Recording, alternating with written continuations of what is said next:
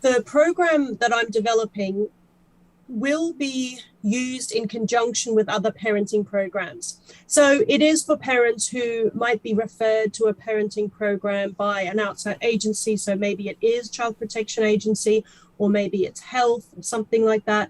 So the family might be struggling in some ways and they've been referred to a parenting program, or possibly the parents themselves have referred themselves to a parenting or taken themselves to a parenting program because they feel that they're struggling in that area. Hello and welcome to Obehi Podcast.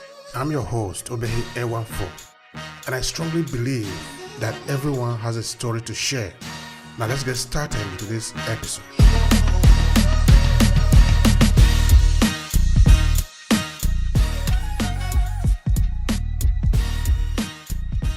And so this program will be added in to existing evidence-based parenting programs.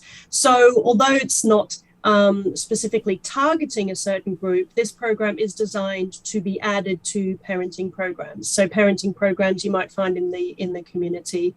So it's not targeted to it's not about women's violence at all. It's just about preventing child sexual abuse within a positive parenting framework. Tell me something about the perpetrators. Like, why do they do this? What did you find in your research? Okay, I know now, it's a little bit psychological because I'm telling you to enter into the mind of the perpetrator to know why they do the things, no? But of course, this is going to be important because if certain agencies have funded this project, I believe they want a prevention. But by having a prevention, they first of all want to understand why people do certain things, no? So at the end of the day, we cannot avoid it. So make an effort to respond to the question, why did they go around abusing children sexually?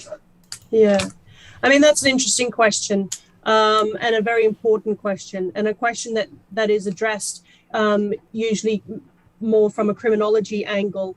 And I know that there are some great programs happening, especially in Europe, say in Germany. I think in America, there's some programs now too, where they're targeting, like I was saying before, men with already or people who come to them with inappropriate thoughts and feelings. They're acknowledging they have a problem and they're getting the help that they need. So really that's the people working in that area.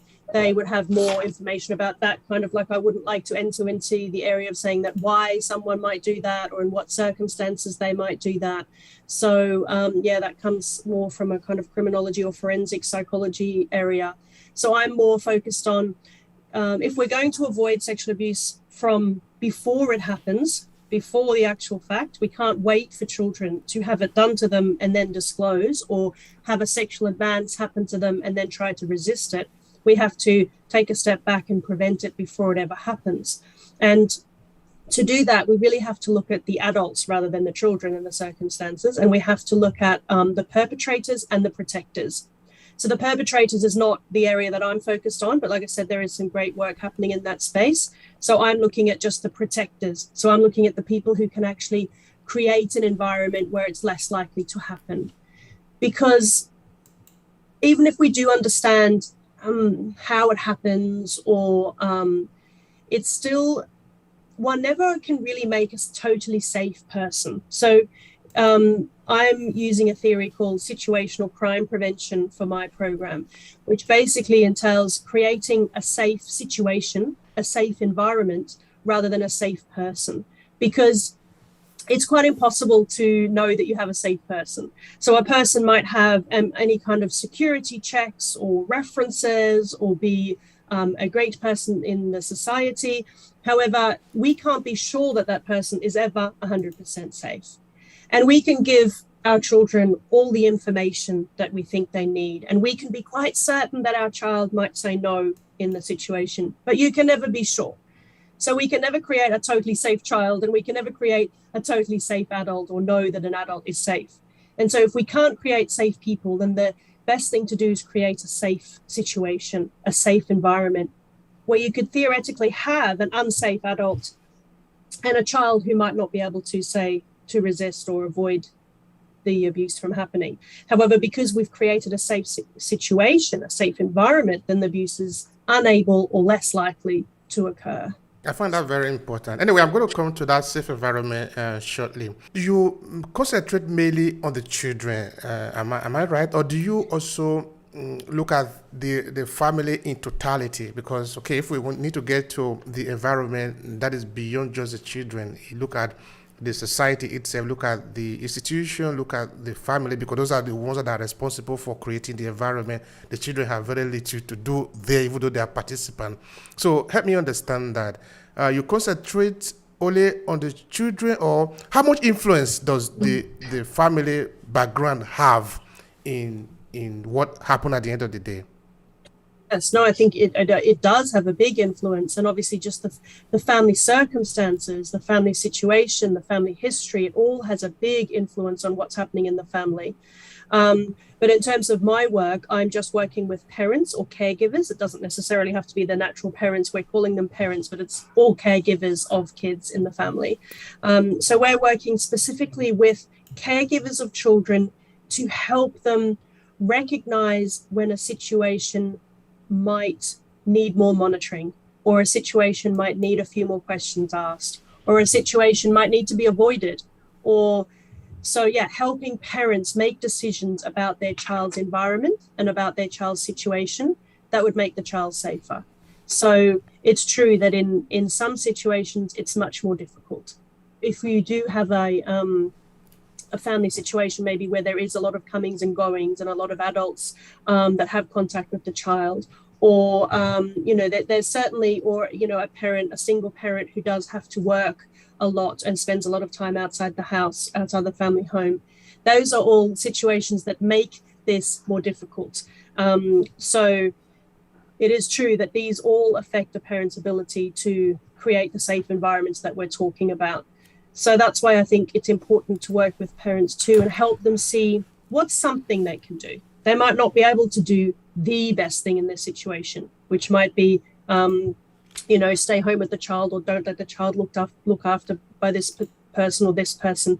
But sometimes that's not possible, and it's not realistic to ask parents to do maybe what might be the ultimate best thing to do in this situation. So we work with parents to try to come up with something that they can do, something that's feasible in their life, in their situation. So it might just be a minimal change, but a minimal change that will make the situation slightly more safe for that child.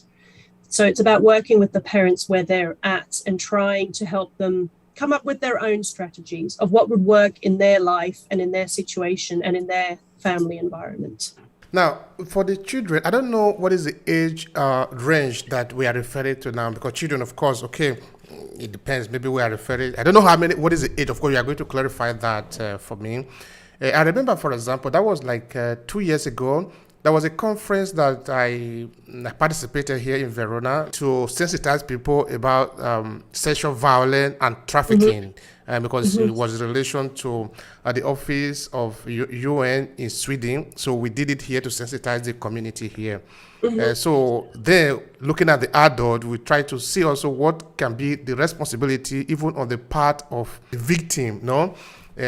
Because if you're an adult, there is a certain responsibility that you can give to the person who is abusing you, because somehow you do have a little role to play in it. Okay, that might be very big as a statement, or you need to be explained. But as children, okay, that will automatically be taken off now, because a child have no responsibility at all. So tell me, what is the age of the children we are referring to here? So that will help us to understand how much we can really sort of tell them to do, how much responsibility that they might have, and to sort of protect themselves and not be victim of this abuse. Well, we're dealing with all ages, from very young to even teenagers. So obviously the tactics of monitoring and supervision and parental involvement, they'll be different from a 15-year-old to a 5-year-old. But 15-year-olds, 16-year-olds still need a certain amount of those things. And having a good base from when the child is young will then help the parents to have a good framework, a good parent-child relationship, good parent-child communication. So all that helps when they're teenagers. But certainly parents are still responsible for monitoring and involvement and supervision even with teenagers. If you enjoy this podcast, make sure you subscribe so you never miss any of our future episodes.